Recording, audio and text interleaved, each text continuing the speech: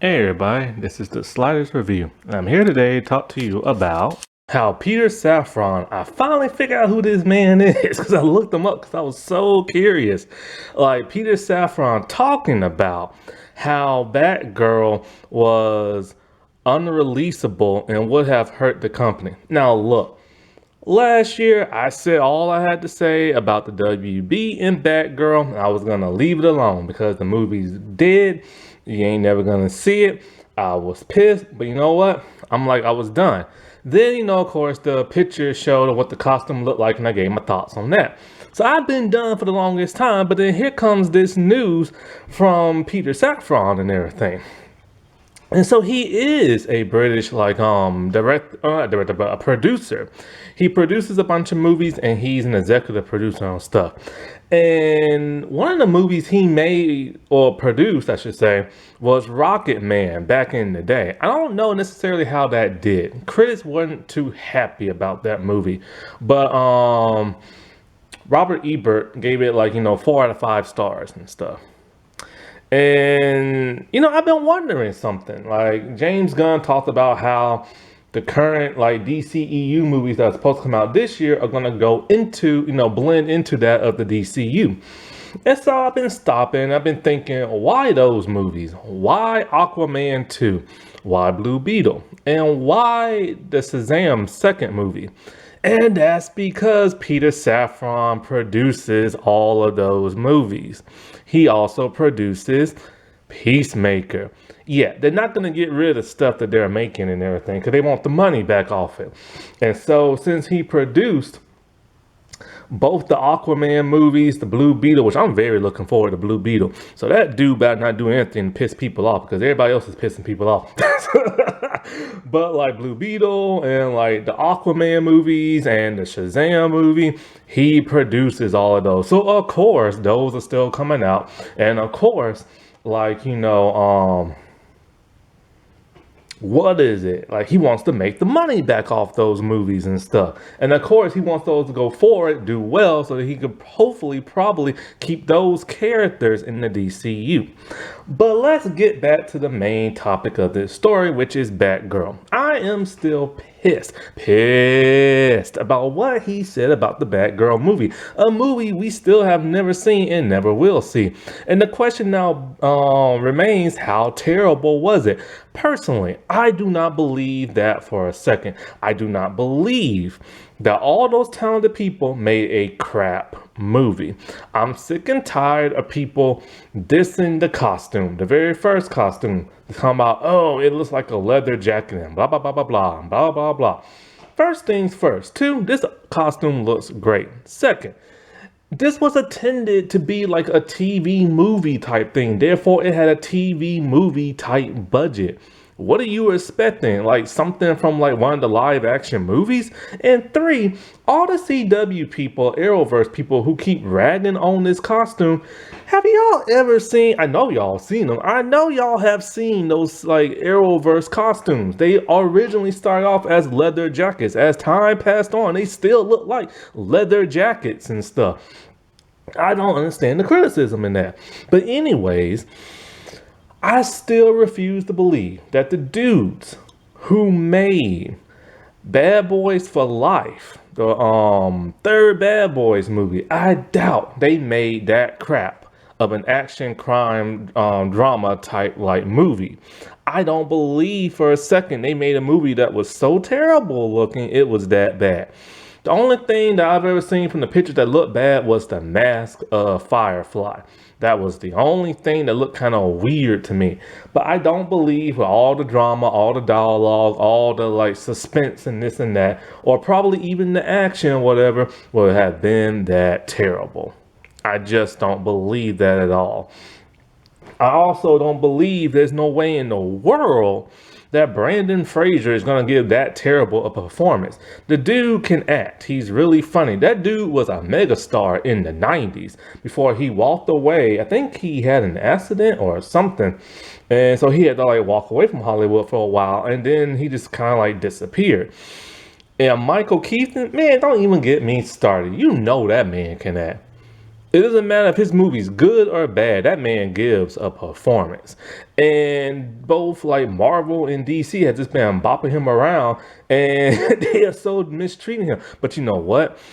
Even he said something shady about the movie a while back on Twitter. Somebody asked him about it. He said, "Oh, maybe the people in charge made the right decision." You know why he said that? Money. He's not going to say nothing that's going to piss those people off to where they're not going to rehire him. Because right now, the dude ain't exactly making that many movies. Right now, he's on streaming television. He wants to be back in the movie scene and everything because he's a movie star. He's not a streaming star. He's a movie star. And a lot of his movies in the past haven't done well. He gave a great performance, but the movies just haven't done well. So he's not gonna like piss off his meal ticket, especially when he has no idea what's going on with both Marvel and DC.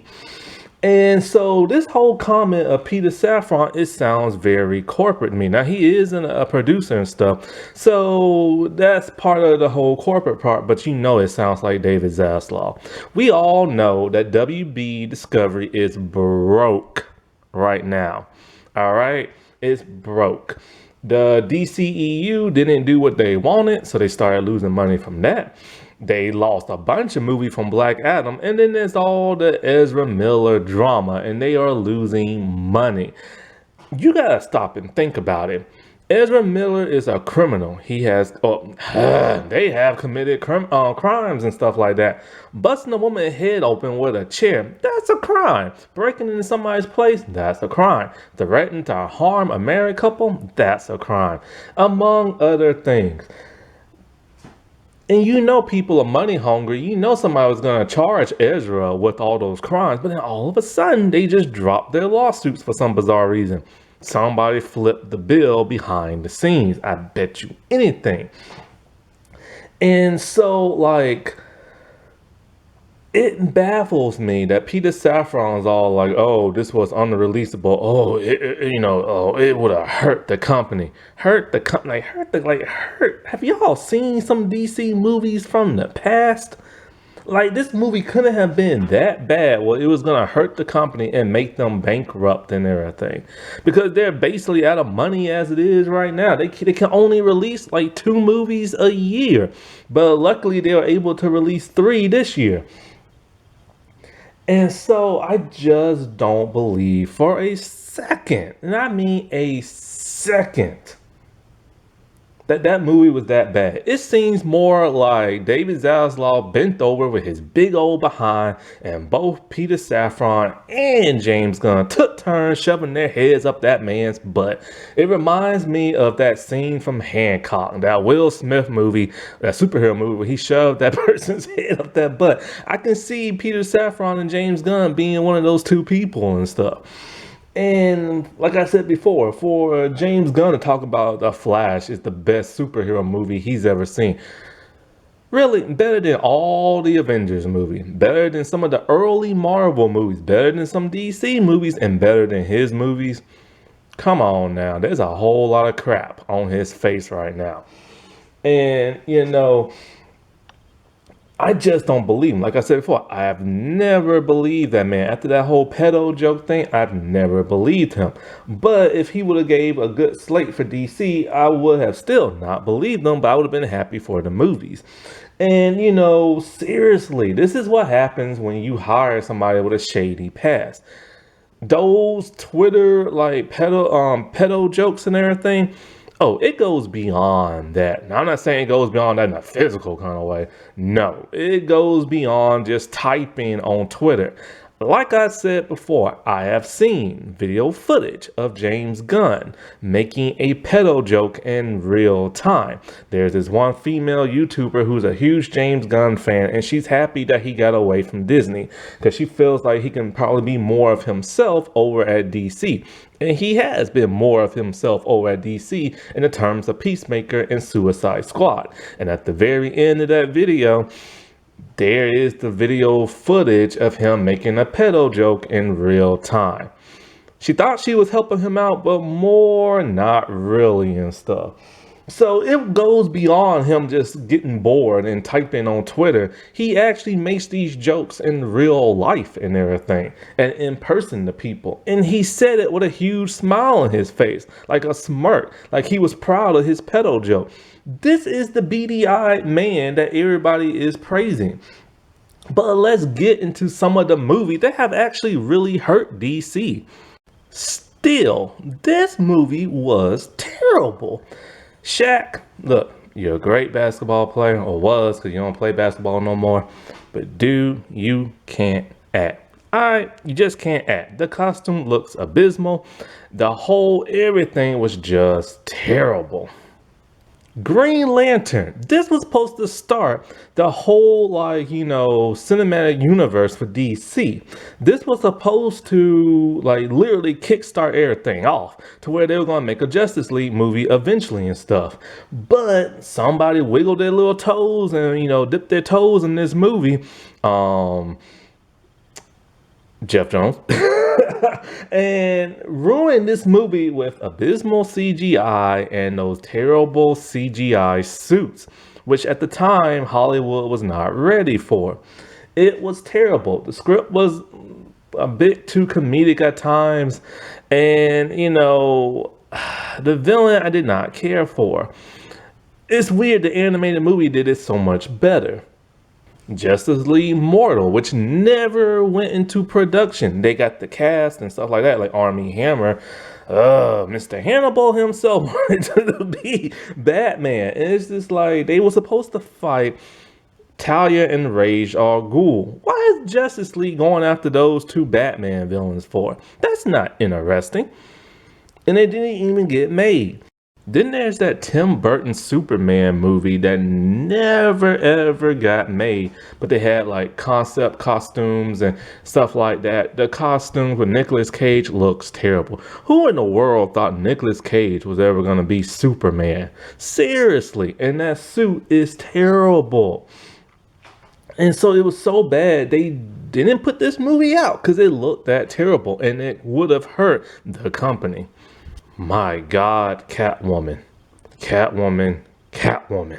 I couldn't even finish this movie. I got about 10, 15, 20 minutes in and I'm like, I'm done. And then I watched some clips online. The CGI fights were terrible. The flipping was terrible. It was a CGI nightmare of a movie. The costume looked stupid and everything.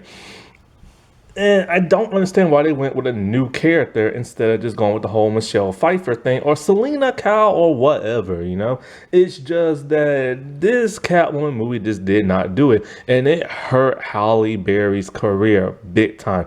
It took Halle Berry a very long time to recuperate from this movie. She was in John Wick 3. And did you ever hear anybody talk about her? And she was great in that movie. Batman and Robin, dude. I give Joel some credit. I think people need to stop attacking that dude, especially now that since he's dead. I can give Batman Forever a pass because it's not that bad, but this movie was just too 60s. The costumes, the colors, the the neon lights and everything, the humor, the puns. Arnold Schwarzenegger did not do Mr. Freeze justice at all. A terrible Bane, may he rest in peace. That did not feel like Bane. Poison Ivy, who was just kind of like, I don't know.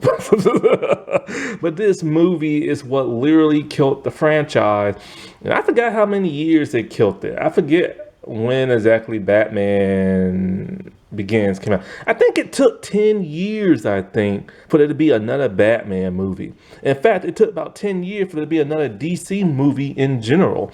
That's how bad this was. It literally took Blade, a Marvel movie, to help remind people that, hey, a comic book movie can be successful. Then the X-Men and then, Spider-Man came out and they tried their hand again with Batman Begins and it worked. Batman v Superman. I will never like this movie. I hate this movie as much as I hate the first Justice League movie, the one that Joss Whedon co-directed and stuff. Batman v Superman broke my heart. I had my movie ticket. I was in the front of the movie theater, boy. I was happy. I was excited. I was going to watch this movie, and then I watched it, and I just walked out sad and depressed. Once again, we have a Superman who doesn't go around saving people. Then we had Batman who just went around murdering villains and stuff. Then we had a hypocritical Batman who wanted to murder Superman, all because Superman busted through a bunch of buildings in Man of Steel and like made some people paraplegic, so he wanted to murder Superman. But yeah, he goes around murdering victims, not victims, but villains. That don't make no sense and stuff. And, then they killed Superman off in the movie. This is only his second movie in the DCEU, and they killed the dude. Why would you do that? And he's not even that well established in the new universe. And that just made no sense and stuff. That was the biggest downfall and what really started the DCEU to crumble and showed the cracks in its system. Then Doomsday brought him in way too early.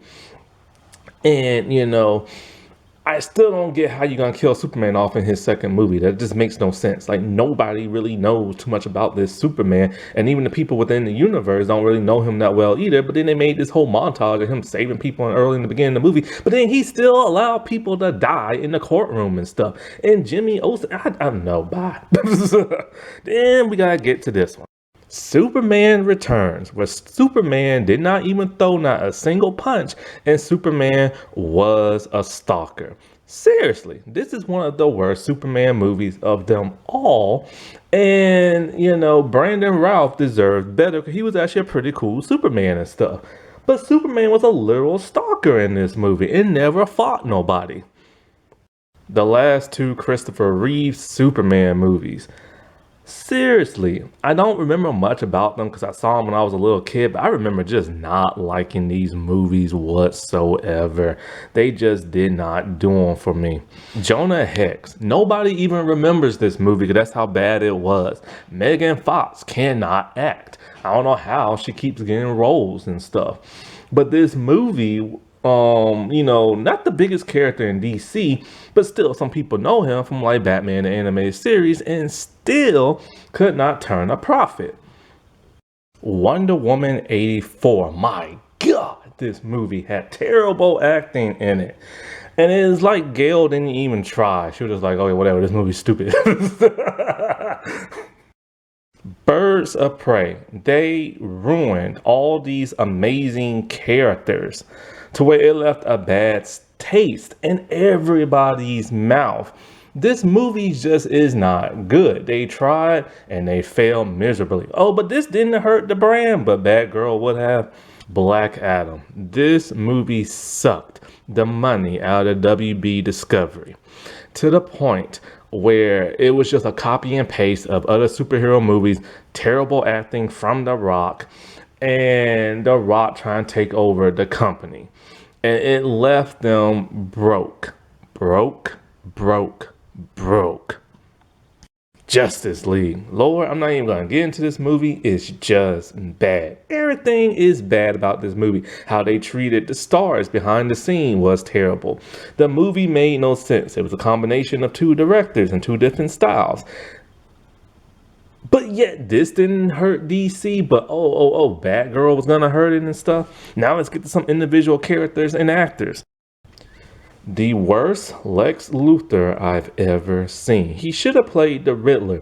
The jitteriness, him rambling and talking all the time. This dude was never, ever Lex Luthor. And the whole candy thing, this is what happens when you allow your actors to have too much range. The worst Joker in freaking history, whether it's live action, whether it's animation. This dude was literally just the worst. The worst design, the worst portrayal, just the worst. Oh, but that didn't hurt the brand. There's Zachary Levi, but I already gotten to him. But the whole, anti-vax thing, which, yes, that virus did kill people. Yes, people was dropping like flies. And yes, it was a real thing. But of course, he's going to be okay because he's buddies with Peter Safran. And the criminal themselves, Ezra freaking Miller. I don't understand how in the world this fool got away with everything. Literally, the cops were even looking for Ezra Miller to question Ezra, but nobody could find Ezra for the longest time. And then secretly, the WB, which we all knew where knew where they was at. And like, they was filming scenes in the whole like Flash movie. So it's like, I'm telling you, somebody flipped that bill to make Ezra get off with all those crimes and stuff. There is no way one individual was going to, like, get away with all that stuff. And so far, Ezra is there to stay until more details come out. But the movie is still coming out. And the reason why we haven't seen Ezra do anything or heard from Ezra is because they want to make money off this movie, the supposed greatest superhero movie of all time. Now, I stand by what I say with Cavill. He should have did the cameo. All this crap would have never happened with Cavill if he just would have done that cameo. But then he didn't, and he pissed the people off at Warner Brothers. I don't know what's going on with Henry Cavill or Cavill or whatever his last name is, but he just now got dropped from the Highlander reboot movie. Seriously, something is going on with this dude behind the scenes to where he gets dropped from so many projects and everything. How in the world did he get dropped from the Highlander movie? He even looks like he looks like a person who would be back in those old days with long hair fighting with a sword because of The Witcher. He looks like the Highlander, but just a beefier version of it. How did he get dropped from that? But yeah, Ezra Miller, I don't understand. I don't understand. Leslie Grace has done absolutely nothing, but Ezra Miller's movie still gets to come out, and Ezra still looks like a god. And the moment that movie comes out, and it's going to be amazing, and if it makes the money it needs to make, oh, they're going to keep Ezra. They're going to say, crime? What crime? We covered that up. And then everybody's going to be like praising Ezra, talking about how cool Ezra is, award ceremonies, all this other crap. You don't reward bad behavior. Seriously. So I wanted to get that little tirade out and everything, because there have been more DC movies that hurt the brand. Oh, don't even get me started. Oh, I forgot some other movies. Let me get into some other movies. So I just wanted to get it out. There's been other movies that have hurt the brand way worse than what Batgirl could have ever done. Alrighty, well, I'll talk to y'all later. Bye.